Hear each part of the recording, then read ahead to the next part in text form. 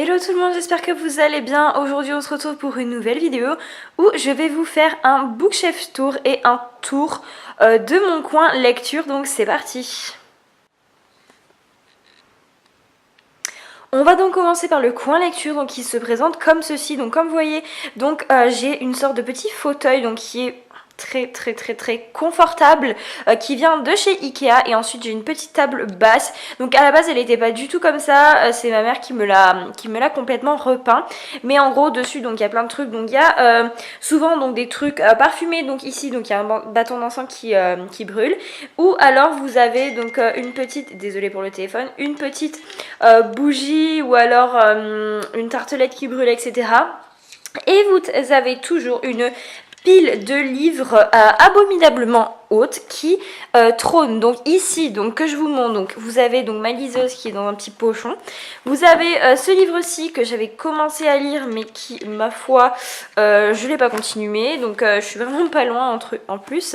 J'ai ma lecture en cours donc qui est la sélection de Caracas. J'ai un autre livre que j'avais entamé donc qui est La couleur du mensonge, que je dois rendre à la médiathèque mais que j'ai oublié. Et donc j'ai le livre que je lis en italien donc qui est After d'Anatole. Par contre lui je suis vraiment assez bien avancée. Donc il y a toujours une pile de livres, c'est là en général où je mets les livres que j'ai pas fini de lire, etc., etc. Ensuite vous avez à proprement parler donc la bibliothèque, donc qui se présente comme ça. Donc l'organisation est à peu près faite par genre, je vais vous montrer ça tout de suite. Je dis à peu près parce que vers le bas c'est pas du tout ça. Donc déjà donc tout en bas le petit livre qui se balade tout seul, c'est juste un livre que je dois rendre, et ensuite donc je vais vous présenter ma bibliothèque pardon, en partant du haut. Donc voilà, donc on va commencer donc par le haut de la bibliothèque. Donc vous avez d'abord tous les Hachette Black Moon. Donc avant j'en faisais vraiment la collection quand j'ai commencé à lire. Donc vous avez tous les Twilight. Ensuite vous avez pas mal de Journal d'un vampire, du tome 3 au tome 6. Ensuite vous avez le Baiser de l'ange. Vous avez ensuite 16 lunes, une saga, je vais pas du tout continuer. Vous avez Tatouage, et ensuite donc on passe à tous les romans de la Maison de la Nuit. Donc je les ai tous lus, mais ils ne sont pas tous là parce que tout simplement après je les ai continués à la bibliothèque. Donc j'ai adoré vraiment cette saga. Et ensuite vous avez le tome 1 et 2 de la saga Night School pour cette rangée.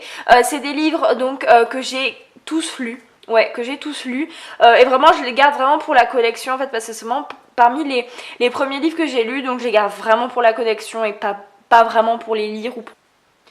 Deuxième rangée, ça continue avec les livres un petit peu fantasy, science-fiction, etc. Vous avez Insoumise, donc de Ali Kondi. Donc pareil, c'est une saga qui fait beaucoup parler d'elle, mais je ne sais pas du tout où j'ai mis le premier tome. Vous avez les deux premiers tomes de la saga des ailes d'Alexane, donc juste ici. Vous avez ensuite le tome 1, 2 et 3, 4 et 5 pardon, de la saga Né à minuit, qui était ma saga préférée à l'époque. Une saga que j'aime énormément, c'est la saga Susan Hopper, donc j'ai le tome 1 et 2. C'est vrai que c'est une saga assez jeunesse, mais que j'aime énormément. Ensuite vous avez le tome 1 de Cinder, de Marissa Meyer. Vous avez le tome 2 de Caleb. J'ai terminé cette saga, mais pareil, le tome 1 je sais pas où il est, et le tome 3 je l'ai lu sur ma liseuse. Pareil, une saga très ancienne, il s'agit de Personal Demons. Ensuite Les sorcières de Northampton, qui est une saga sur les sorcières évidemment. Les brumes d'Avala, que j'ai adoré. Le vampire de Bacalan, que j'ai détesté. Vous avez ensuite le premier tome de la saga Miss Peregrine, que j'ai beaucoup aimé. Pareil, de Sophie Jomain, que j'ai adoré, donc Felicity Hadcock et Les étoiles de Ed, le tome 1. Et pareil, le tome 1 et 2 de Sophie Jomain. Et ensuite une de mes sagas préférées, donc qui est Luxe, donc ça va jusqu'au tome 4, j'ai pas le tome 5. Encore une fois du fantasy, donc avec plein de Milady. Vous avez ici Au bord de la tombe et Un pied dans la tombe, donc c'est la saga comment ça s'appelle cette saga, Chasseuse de la nuit, voilà. Donc pareil, c'est une saga qui avait fait beaucoup de bruit à l'époque et dont on parle pas vraiment. Une de mes sagas pareil préférées que je n'ai pas continué mais qu'il faut vraiment que je continue, c'est Ange déchu. Donc là il y a le reflet, mais c'est Ange déchu. Ensuite un livre que je n'ai pas lu, donc c'est Le cri du loup, ainsi que Ghostwalkers le tome 1 que je n'ai pas lu, et Sid que j'ai lu, qui est très bien. Ensuite une saga que j'aime pas mal, dont j'ai lu le tome 1, donc c'est Le livre perdu des sortilèges, qui est une brique énorme et son tome 2 qui est juste à côté.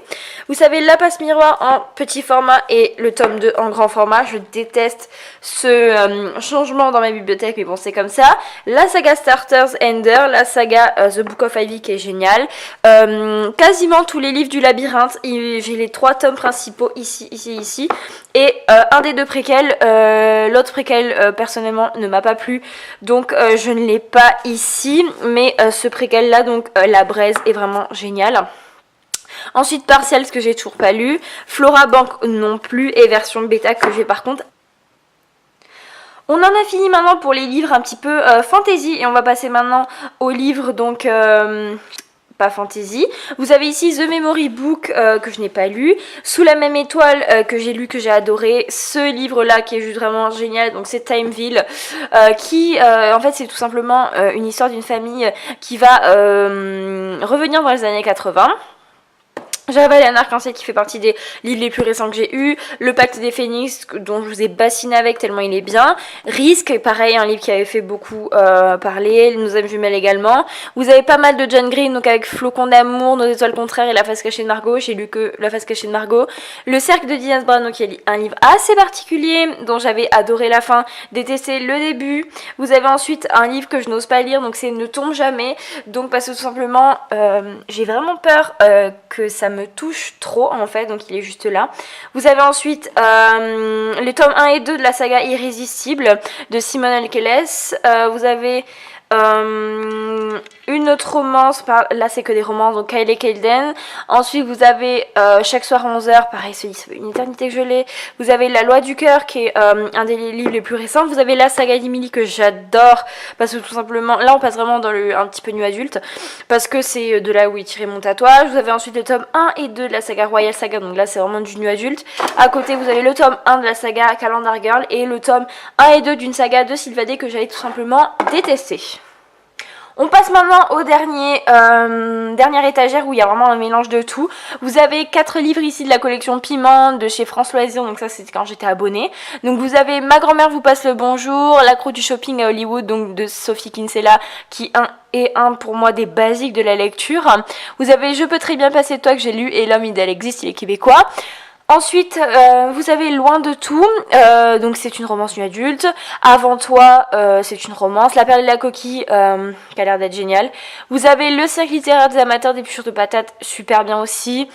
Il est de retour, donc qui est un livre sur Hitler.